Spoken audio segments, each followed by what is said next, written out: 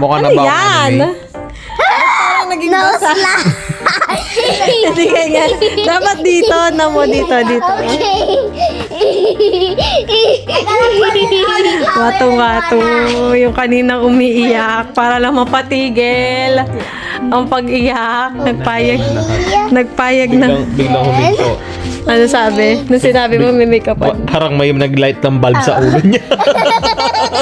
Parang sabi ko, oh sige, make-upan mo na lang ako. Sabi niya, biglang tumigil yung unuha. Naging happy na siya. Ganito yung mukha niya.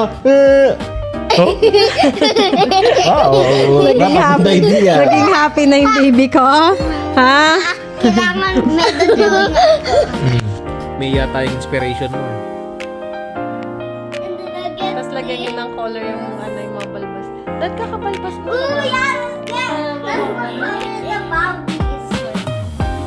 Pati ngipin ko meron ano. Ano yan? Ano nakasulat? It says Nami. Nami ba yun? Money. Money. Si Mani. Ano yung balbas ng dati nyo?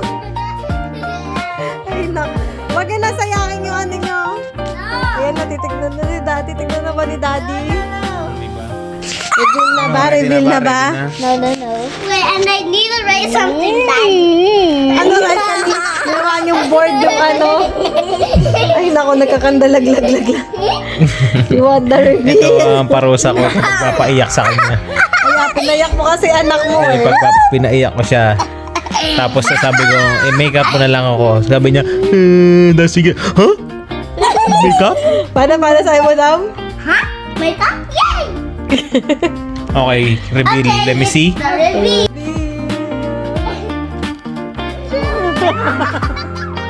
Mukha akong cupcake na puno ng Sprinkle.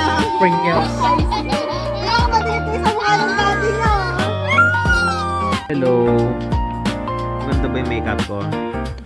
Ito ang parusa sa akin ni Nani dahil pinaiyak ko siya. This is the result. Mukha akong cupcake na may sprinkles.